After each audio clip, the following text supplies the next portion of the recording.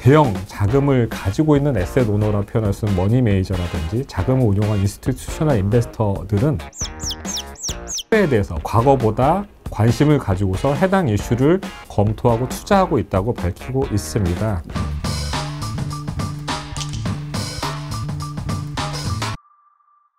네, 안녕하세요. 오늘은 투자업계의 새로운 트렌드가 된 ESG에 대해서 알아보는 시간 갖도록 하겠습니다. ESG란 환경을 뜻하는 영어 단어 E와 사회를 뜻하는 S, 그리고 지배구조를 뜻하는 G의 약자이죠. 오늘 도움 말씀은 오광영 신영증권 연구위원님께서 해주시겠습니다. 안녕하세요, 연구원님. 반갑습니다. 안녕하세요. 반갑습니다.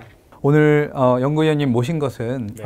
ESG 관련한 말씀을 들어보기 위함인데요. 요즘 최근 새로운 트렌드가 된 ESG, 왜 투자자들이 알아야 되는지 설명을 간단히 부탁드립니다. 네, 알겠습니다. ESG는 기업의 재무정보뿐만 아니라 기업의 사회적 책임을 비롯한 어떠한 그 비재무적인 정보와 기업의 지속 가능성 등을 통합적으로 고려해서 투자하는 방식이기 때문에 사회적 책임 투자라고도 하고, 특히 이제 비재무적인 정보에서 환경의 E, 그리고 사회의 S, 지배구조의 G의 약자를 따서 ESG 투자라고도 불리기도 합니다. 특히 이제 최근에는 이제 지속 가능성 등을 염두에 두서 고려를 해서 투자를 하고 있기 때문에 지속 가능성 투자라고도 불립니다. 그러다 보니 영어로는 ESG 인베스트먼트 또는 Social Responsible Investment, 소셜을 떼서 Responsible Investment, 최근에는 아까 말씀드린 것처럼 지속 가능성을 고려하기 때문에 Sustainable Investment라고 이렇게 혼용돼서 사용되고 있긴 한데요. 이처럼 우리가 ESG에 대해서 관심을 갖는 것은 ESG가 단순한 어떤 그 유행이 아니라 우리 장기적인 삶에 꾸준히 영향을 미치는 트렌드이기 때문에 우리가 반드시 알아야 된다고 말씀을 드리는 겁니다. 네. ESG가 과거에도 기업 경영에 있어서 새로운 트렌드이긴 했어요. 그런데 우리가 코로나 팬데믹이라는 것을 계기로 기업들이 특히 사업장의 폐쇄라든지 그리고 임직원의 질병 감염이라든지 특히 이제 공급망 붕괴라든지 네. 이런 과정을 겪으면서 고객의 가치가 본질적으로 변화하는 것들을 느끼면서 ESG 경영으로 대전환이 가속화되고 있다라고 보시면 좋을 것 같아요. 네.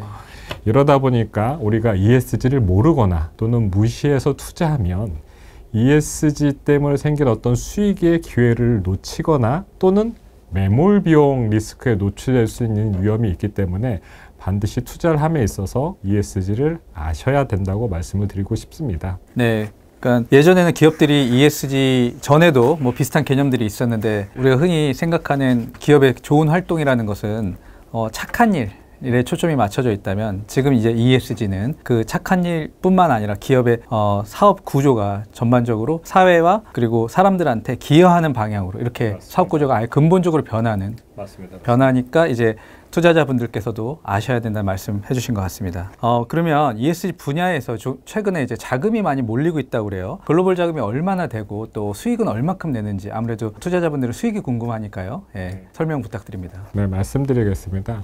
ESG에 투자되고 있는 전 세계적인 글로벌 투자 자금 현황을 좀 살펴보면 전 세계 책임 투자 협회라는 곳에서 발표하는 게 가장 그 규모가 크고 우리가 익숙하게 많이 인용되는데요. 가장 최근에 발표된 2020년 기준으로 보면 약 US 달러 기준으로 35조 3천억 달러의 규모로 저희가 지금 ESG가 전 세계적으로 투자되고 있다고 하는데, 이것은 이제 직전 발표가 2018년도에 있었는데 2018년도에 약 30.7조 달러였거든요. 그거 대비 한 15% 정도 2년 만에 증가를 해서 그건 투자의 큰 주제이고요. 네. 우리나라 같은 경우는 한국 사회책임투자 포럼에서 발표하는데요. 한국 책임투자 포럼에서 동일한 기준의 2020년 국내의 ES 시장 총 규모는 약 492조 원으로 발표가 됐습니다. 네. 그 중에 ESG 투자 규모는 약 188조 원이고요.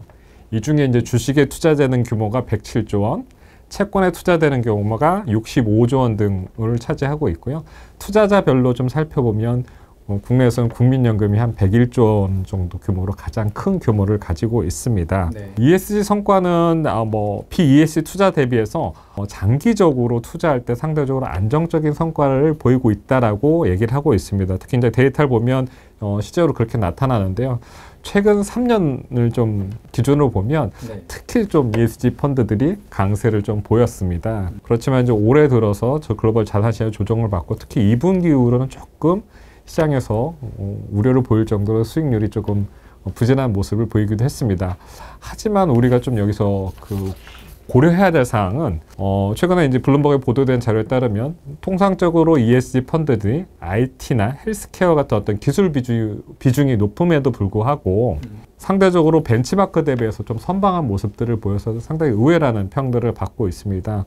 왜 그러냐면 이제 방금 말씀드린 기술주 비중이 높은 게 아무래도 이제 나스닥 관련된 종목들이 많았을 텐데도 불구하고 네. 상대적으로 선방했다니까 좀 이제 놀란 거죠. 그래서 왜 그런가 봤더니 올해 이제 여러 이슈들로 인해서 전통적인 에너지 관련된 주들이 강세, 커머디티 관련된 강세를 보였음에도 사실 ESG 관련된 투자에서는 해당 종목들 투자 비중이 굉장히 낮았거든요. 그래서 성과가 상대적으로 부진하지 않을까라는 시장의 우려가 있었는데 네. 뜻밖에도 결과를 뜯어보니 시장이 이제 이렇게 반응을 한 거죠. 물론 이제 전통적인 에너지 관련된 주식들이 크게 상승을 했습니다만 한편에서는 친환경 에너지 관련된 것들에 대한 투자가 사상 최대 규모로 이룰 정도 높아지다 보니까 친환경 에너지 관련된 기업들의 주가도 굉장히 좋은 모습을 보이면서 네. 상대적으로 ESG 투자도 선방하는 모습들을 보였습니다.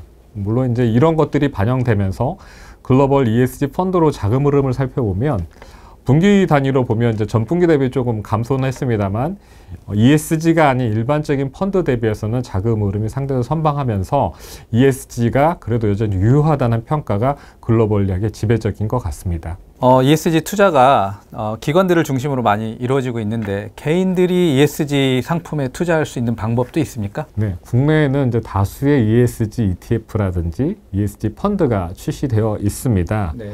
ESG 투자에 관심 있는 투자자분이시라면 각 펀드의 투자 설명서나 제안서 등을 꼼꼼히 살펴보시고 본인이 생각하는 ESG 전략과 이 펀드가 운용된 ESG 전략이 유사한지 네. 한번 살펴보시고 특정한 어떠한 내가 투자하고자 하는 펀드나 ETF가 어떠한 ESG 전략을 가지고 운용하겠다고 하시는 건지를 꼼꼼히 살펴보시고 투자하시면 참 좋을 것 같습니다. 제가 이렇게 출시된 펀드 상품들을 보니까 상품명에 ESG, 그린, 올바른, 아름다운 이런 이름들이 들어가 있는 것들이 주로 이제 ESG에 투자하는 상품 같습니다. 맞죠? 네, 맞습니다.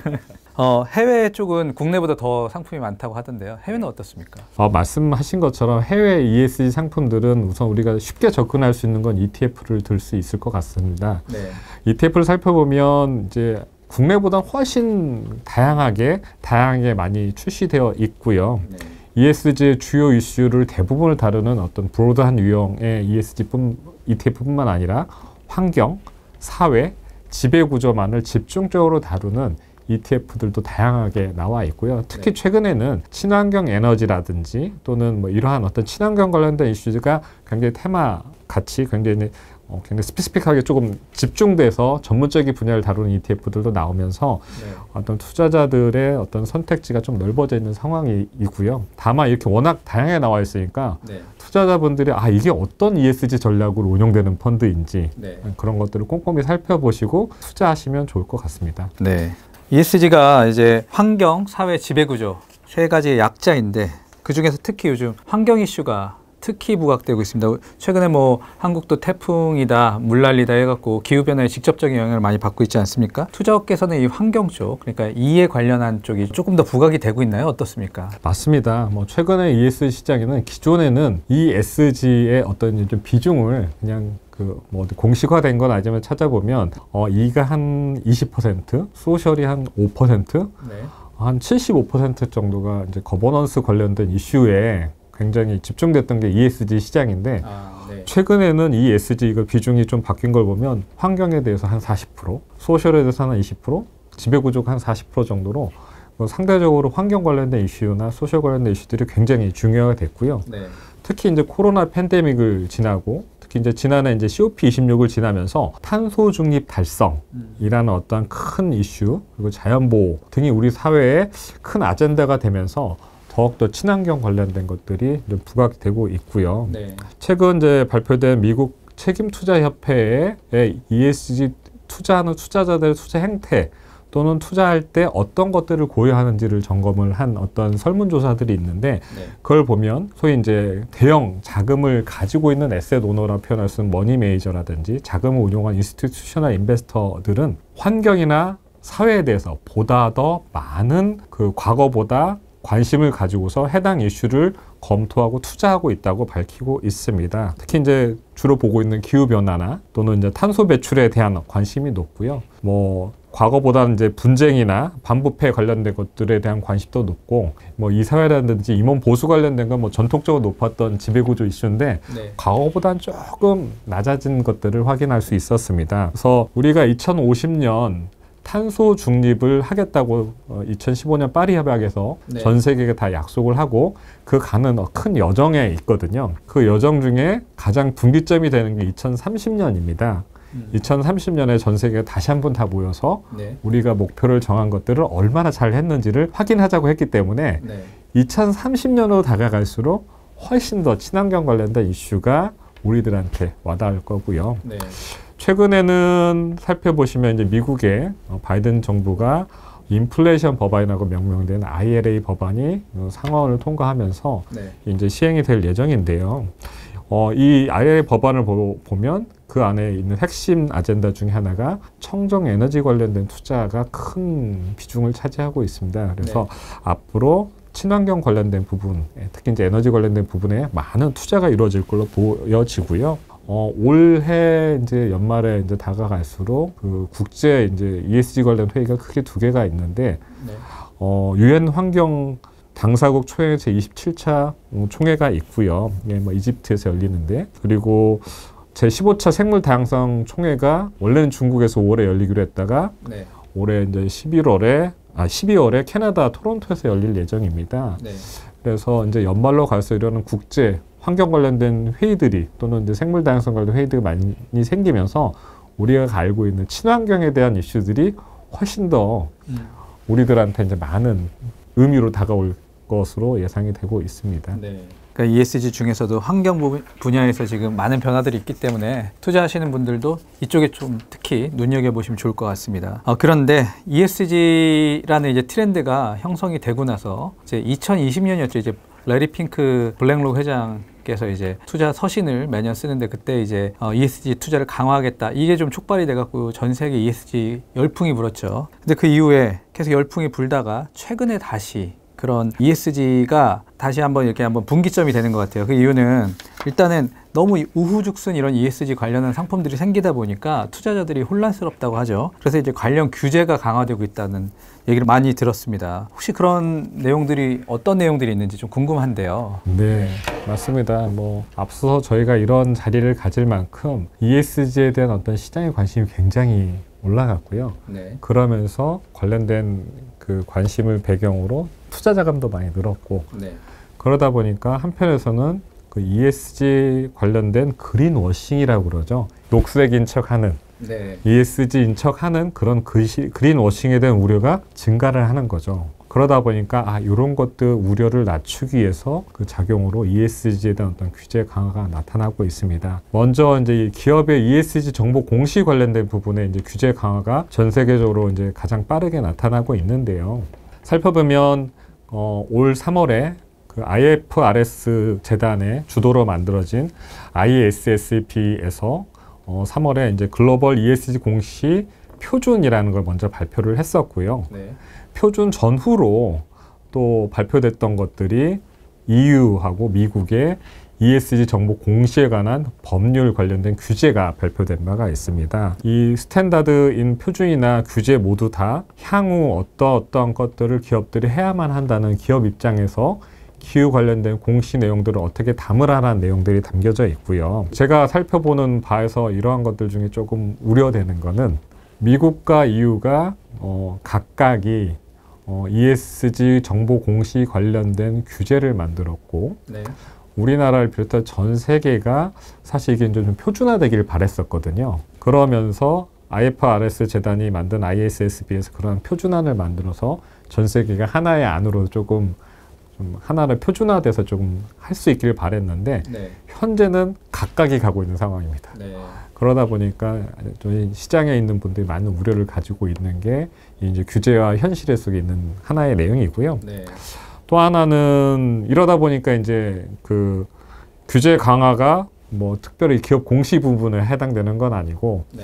ESG가 투자에 관계된 부분이 많다 보니까 ESG 투자 관련된 것도 규제들이 많이 생기고 있습니다. 대표적인 게 ESG 관련된 이름을 쓰는 펀드에 대한 어떤 규제 법안들이 생겼고요. 미국에서도 생겼고 EU에서는 지난해 먼저 SFDR이라는 규제가 이미 시행이 됐었고요. 그래서 이러한 EU와 미국의 법안을 보면 ESG라고 펀드 하는 것들은 그 메가 ESG 펀드, 특히 친환경을 하는 것들은 뭐 예를 들면 공시 규제가 강화된다. 대표적인 게 펀드가 투자하고 있는 기업들의 포트폴리오에 온실가스 배출량 같은 것들을 공시를 해야 되고 해당 그 배출량들이 지속적으로 좀 낮아지는 모습들을 보일 때 비로소 ESG 펀드라고 할 수 있다라는 어떤 그런 규제들이 있거든요. 네. 그래서 이와 같은 어떤 규제들이 강화됨으로 인해서 시장에서는 뭐 이제 모호한 그 운용 전략을 가지고 있는 펀드라든지 말로만 ESG라고 해놨다 소위 말하는 그린워싱 같은 펀드들이 진짜로 사라질 수 있는 계기가 되고 있다고 보고 있고요. 더 나아가서는 뭐 텍소노미라고 하죠. 그린 텍소노미라고 할 수 있는 EU 텍소노미라든지 우리나라 KESG 텍소노미 뭐 이런 그 녹색 분류 체계에 있는 기업들로 자산이 다시 배분돼서 갈 가능성이 높다라고 보고 있습니다. 이런 규제 영향으로.